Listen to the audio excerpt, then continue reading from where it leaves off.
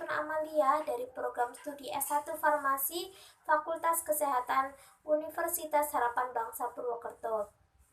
Di sini saya akan menjelaskan mengenai materi dasar-dasar toksikologi yang sudah saya rangkum.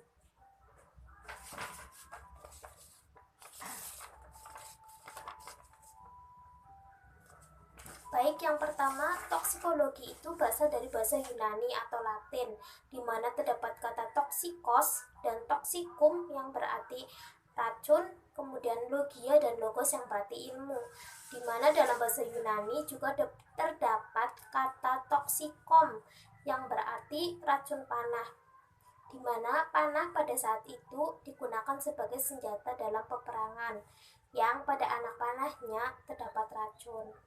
Toksikologi merupakan cabang dari ilmu biologi, kimia, farmasi, dan farmakologi yang berkaitan dengan efek merugikan dari bahan kimia pada makhluk hidup. Jadi, dapat disimpulkan bahwa toksikologi merupakan ilmu yang mempelajari efek yang tidak diharapkan dari zat kimia pada sistem biologi, di mana ahlinya disebut toksikologis. Kemudian ada sejarah dari toksikologi. Yang pertama ada Hippocrates yang dikenal sebagai bapak kedokteran dan toksikolog yang menulis racun bisa ular. Kemudian ada tokoh dari zaman Mesir atau Romawi kuno yang dikenal sebagai Pendasius Dioscorides yang dikenal sebagai bapak material medika atau dokter tentara yang mengelompokkan racun dari tanaman, hewan, dan mineral. Kemudian ada Maimonides dalam bukunya yang terkenal Racun dan Antidotumnya. Kemudian Paracelsus menyatakan bahwa tidak ada zat yang dengan sendirinya bersifat racun. Dosislah yang membuat suatu zat menjadi racun dari obat. Pentingnya toksikologi makin meningkat seiring dengan makin banyaknya senyawa asing yang ditemukan. Xenobiotik, senyawa asing itu sendiri misalnya obat, pestisida, polusi, bahan kimia industri, dan bahan tambahan makanan. Obat dapat menimbulkan efek yang tidak diinginkan berkaitan dengan dosis yang diberikan. Dibagi menjadi 3, yaitu efek samping atau side effect, yaitu efek yang tidak berbahaya bagi tubuh. Contohnya mulut kering atau sedasi karena antihistamin. Kemudian ada efek merugikan atau adverse effect, yaitu efek yang merugikan bagi tubuh, misalnya diare terus-menerus, muntah, gangguan sistem saraf pusat yang menyebabkan kebingungan. Kemudian ada efek toksik atau toxic effect, yaitu efek yang sangat berbahaya bagi tubuh. Untuk meminimalisir, pemberian obat dihentikan atau diberikan terapi suportif atau antidotumnya.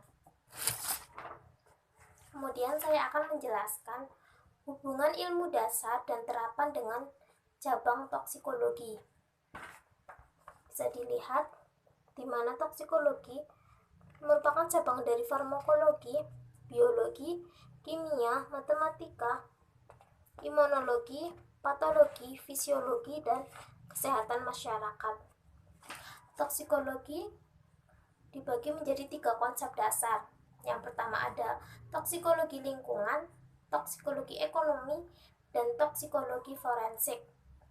Toksikologi lingkungan berhubungan dengan dampak zat kimia yang berpotensi merugikan yang muncul sebagai polutan lingkungan bagi organisme hidup. Contohnya ada pencemaran, akumulasi pencemaran, kesehatan lingkungan kerja. Kemudian toksikologi ekonomi, yaitu yang menguraikan pengaruh berbahaya zat kimia yang sengaja diberikan pada jaringan dengan maksud untuk mendapatkan pengaruh atau efek yang bermanfaat.